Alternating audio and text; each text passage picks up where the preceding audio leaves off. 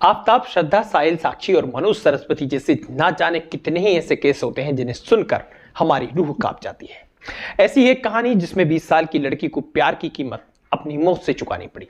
चलिए जानते हैं इस हत्याकांड की खूबनाक कहानी। जय जय जय श्री राम, सत श्री अकाल, जोहार, आदाब, नमस्कार। मेरा नाम है पंकज जैन। आप देखना शुरू कर चुके हैं द क्राइम फोकस। आपके अपने चैनल में आपका स्वागत है। उम्मीद करते हैं आप सभी स्वस्थ और मस्त होंगे। शाम के 7:30 बजने को है और जुर्म की सनसनीखेज कहानियों का जो सिलसिला है वो बदस्तूर जारी है। वीडियो में आगे बढ़ने से पहले चैनल को सब्सक्राइब कर लीजिए ताकि कोई भी नई क्राइम स्टोरी आप मिस ना करें। फेसबुक या अन्य किसी प्लेटफॉर्म पर आप देख रहे हैं तो हमें जरूर से फॉलो कर लीजिएगा, क्योंकि यहाँ आपको मिलती है जुर्म की वो सच्ची दास्तां जो आपको और आपके परिजनों को करती है अपराधियों से सावधान। तो आइए शुरू करते हैं। आज की कहानी महाराष्ट्र से है। एक कंपनी में डाटा एंट्री ऑपरेटर के तौर पर काम करने वाली 20 वर्षीय यश्री 25 जुलाई 2024 को अपने घर से गायब हो जाती है। अब घर वाले उसकी गुमशुदगी की रिपोर्ट दर्ज कराते हैं, लेकिन इससे पहले कि पुलिस या घर वाले उसे जिंदा ढूंढ पाते हैं, उरण के ही कोटनाका इलाके में एक पेट्रोल पंप के पास उसकी लाश मिलती है। उसकी लाश पर चाकुओं से वार किए जाने के कई निशान थे और साथ ही लड़की के चेहरे और प्राइवेट पार्ट को भी कातिल ने बुरी तरह से बिगाड़ दिया था। कपड़े भी फटे हुए थे। हालांकि मामले की जांच कर रही पुलिस और नवी मुंबई क्राइम ब्रांच को पहले ही दिन से इस मामले में लड़की के एक पुराने दोस्त दाऊद शेख पर शक था, लेकिन जब सीसीटीवी की तस्वीरों से यह साफ हो गया कि उस रोज मौका वारदात पर दाऊद शेख ही लड़की के पीछे गया था, तो कहानी काफी हद तक साफ हो गई। लड़की का कॉल रिकॉर्ड्स भी उसके और दाऊद के बीच हो रही बातचीत की तस्दीक कर रहा था। और जैसा कि अक्सर जुर्म के मामलों में होता है, इस वारदात के बाद दाऊद नवी मुंबई से गायब हो चुका था। ऐसे में नवी मुंबई पुलिस ने कर्नाटक पुलिस से राब्ता कायम किया और आखिरकार गुलबर्गा जिले की पहाड़ियों में फरारी काट रहे दाऊद को पुलिस ने धर दबोचा। गिरफ्त में आने के बाद दाऊद ने यश्री शिंदे का कत्ल करने की बात को कबूल कर ली, लेकिन इसके साथ ही उसने कत्ल की जो वजह बताई वो हैरान करने वाली थी। इस पूरे मामले में आप बर्बरता का अंदाजा इस बात से ही लगा सकते हैं कि जब यश्री की लाश मिली तो वो पहचान में ही नहीं आ रही थी। कपड़े फटे थे, प्राइवेट पार्ट को बुरी तरह से कुचला गया था, शरीर पर कई प्रहार किए गए थे, वहीं कुत्तों ने भी लाश को नोच खाया था। आखिर क्या हुआ था कि दाऊद ने अपनी प्रेमिका को इस तरह मार डाला? उसके लिए हमें जाना होगा साल 2018 में।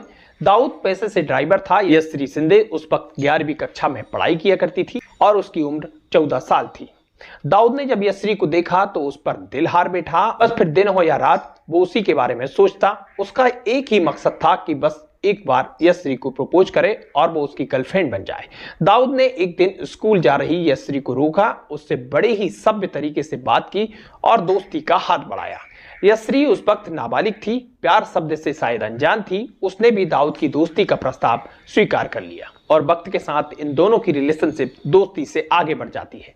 लेकिन बीच में इनके रिश्ते में दरार पड़ जाती है। अपनी बेटी का यौन शोषण करने के इल्जाम में यश्री के घर वाले दाऊद को पॉक्सो एक्ट के तहत गिरफ्तार करवाकर जेल भिजवा देते हैं। जेल में रहने के दौरान कुछ दिनों तक तो उसका यश्री से कनेक्शन टूट गया था, लेकिन बाहर आने के बाद उसकी फिर से लड़की से बातचीत शुरू होने लगी।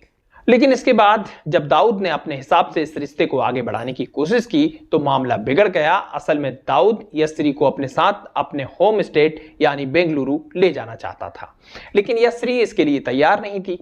अब होता यह है कि दाऊद के पास यश्री की कुछ पुरानी प्राइवेट तस्वीरें थीं, जिन्हें अक्सर सोशल मीडिया पर डाल देने की धमकी देकर वो यश्री को ब्लैकमेल किया करता था। इस वारदात से पहले भी दाऊद ने उसे मिलने के लिए बुलाया था, लेकिन वो इसके लिए तैयार नहीं हो रही थी और तब दाऊद ने वही हथकंडा आजमाया। उसने अपनी और यश्री की कुछ पुरानी तस्वीरें सोशल मीडिया पर डाल दी, जिसके बाद यश्री ने परेशान होकर दाऊद से बात की और उसे तस्वीरें डिलीट करने को कहा।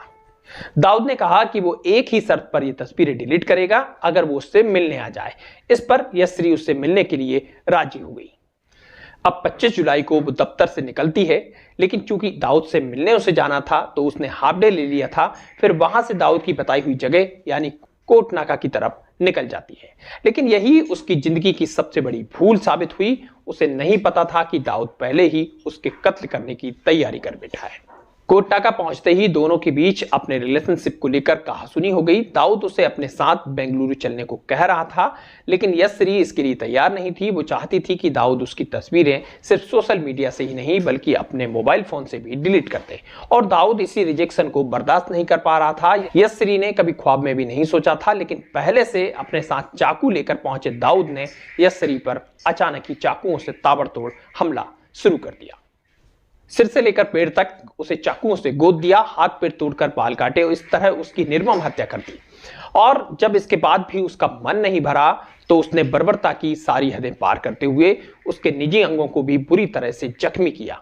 उसने पहचान मिटाने के लिए यशश्री के चेहरे को पत्थरों से कुचला और वहां से भाग निकला। यशश्री की जान लेने के साथ ही उसे इस बात का एहसास हो गया था कि वो आज नहीं तो कल पकड़ा जाएगा, और इसी वजह से उसने फरारी काटने के लिए अपने एक दोस्त से कुछ रुपये भी उधार लिए और अपना मोबाइल घर पर छोड़कर कर्नाटक के पहाड़ों पर छुपता रहा। पुलिस ने उसे कर्नाटक के गुलबर्गा से 5 दिन बाद धर दबोचा। इधर जब यशश्री की लाश मिली तो पुलिस ने मामले की तफ्तीश शुरू की और जल्द ही दाऊद का सच सामने आ गया और उसे गिरफ्तार कर लिया गया। यानी कि दाऊद शेख यशश्री के साथ शादी करना चाहता था और लगातार दबाव बना रहा था, लेकिन जब बात नहीं बनी और यशश्री ने साफ इनकार कर दिया तो ये रिजेक्शन दाऊद बर्दाश्त नहीं कर पाया और उसने यशश्री का बेरहमी से कत्ल कर दिया। तो फिलहाल ये थी पूरी कहानी। फिर होगी मुलाकात किसी अन्य कहानी के साथ, तब तक के लिए आपसे लेते हैं विदा। जय हिंद, जय भारत।